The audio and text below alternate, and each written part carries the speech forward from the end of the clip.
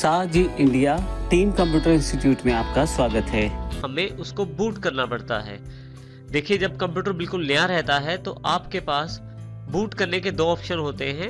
आप अपनी विंडो की डीवीडी या कंप्यूटर की हार्ड डिस्क से बूट कर सकते हैं, परंतु यदि आपकी हार्ड डिस्क बिल्कुल नई है तो फिर आपको विंडोज़ की डीवीडी से बूट करना पड़ता है। कंप्यूटर को स्टार्ट करने के लिए विंडोज़ की डीवीडी का प्रयोग करना पड़ता है, परंतु इसके लिए कंप्यूटर की बाय सेटिंग्स में ये बताना ज़रूरी रहता है कि आप कंप्यूटर को किससे बूट करवाना चाहते हैं। आप अपने कंप्यूटर को डीवीडी से बूट करवाना चाहते हैं या अपने कंप्यूटर को हार्ड डिस्क से बूट करवाना चाहते हैं, क्योंकि हमारा जो कंप्यूटर है वो बिल्कुल नया है और अभी उसकी हार्ड डिस्क में विंडो नहीं है, तो इसलिए हम कंप्यूटर को सबसे पहले बूट करवाएंगे अपनी विंडोज़ की डीवीडी से। विंडोज़ की डीवीडीज को परचेज करने के लिए आप ऑनलाइन वेबसाइट्स का प्रयोग कर सकते हैं। इंडिया में जैसे naptol.com, होम शॉप 18, eBay ऐसी बहुत सारी वेबसाइट्स हैं जो आपको विंडोज़ की डीवीडी प्रदान करती हैं और कैश ऑन डिलीवरी, जिसमें घर पे आपके पास विंडोज़ की डीवीडी आ जाती है, आपको पेमेंट आने के बाद देनी होती है। परंतु यदि आपके पास क्रेडिट कार्ड है तो आप ऑनलाइन भी विंडोज़ की परचेज कर सकते हैं। इसके लिए आप माइक्रोसॉफ्ट की वेबसाइट से भी कॉन्टेक्ट कर सकते हैं। यहाँ ये भी बताना जरूरी है कि जो आपका बूट वर्ड है उसका अर्थ कंप्यूटर को स्टार्ट करने से होता है, तो हमें सबसे पहले बूट सेटिंग्स सेट करनी पड़ती हैं। आपका जब कंप्यूटर बनता है नया तो उसके साथ बोर्ड में एक मैनुअल रहता है। जब आप अपना कंप्यूटर ऑन करते हैं तो बूट सेटिंग्स के लिए कुछ शॉर्टकट कीज आपके पास अवेलेबल रहती हैं स्टार्टिंग स्क्रीन पे। जैसे देखें, उदाहरण के लिए हमारे पास इंटेल मदरबोर्ड की स्टार्टिंग स्क्रीन है। देखिए यहाँ पे नीचे की तरफ बाय सेटिंग्स के लिए F2, बूट मेन्यू के लिए F10 और बूट PXE के लिए F12 का प्रयोग किया जा सकता है। हम यहाँ पे दोनों ऊपर वाले दोनों ऑप्शन का प्रयोग करेंगे। बाय सेटिंग्स का अर्थ है कि हम कंप्यूटर के CMOS सेटअप में जाकर बूट डिवाइसेस को सेट कर सकते हैं, अर्थात हम किससे कंप्यूटर को स्टार्ट करना चाहते हैं ये हम बाय सेटिंग्स पे जाके सेव कर सकते हैं।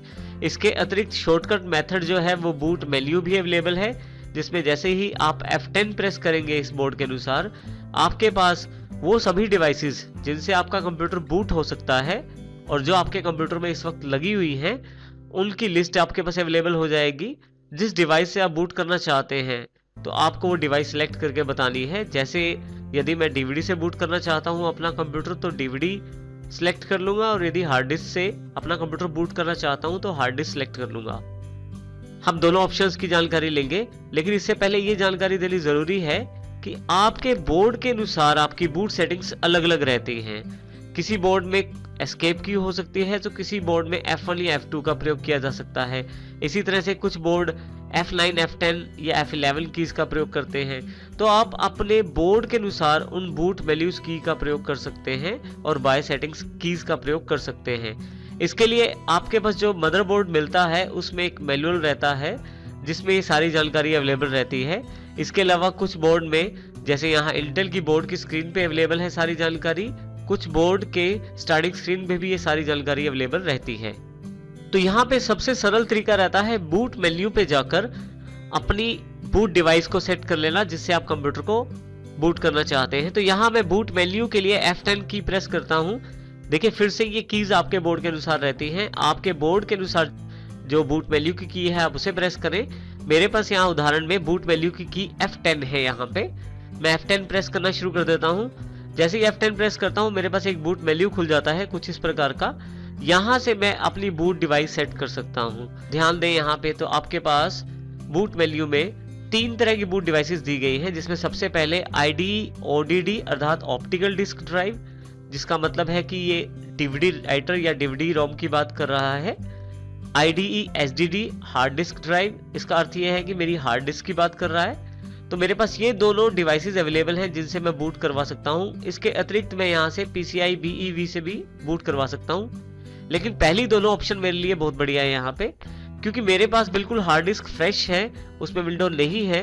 तो इसके लिए मैं अपनी कंप्यूटर की डीवीडी राइटर या डीवीडी रोम में पहले विंडो की CD डाल देता हूँ। उसके पश्चात आपके पास ये ऑप्शन जो अवेलेबल है, यहाँ पे आप सबसे पहले वाला ऑप्शन चुनाव कर सकते हैं क्योंकि आपको डीवीडी से बूट करना है तो यहाँ पे आप पहले नंबर की ड्राइव को सिलेक्ट करके एंटर कर सकते हैं।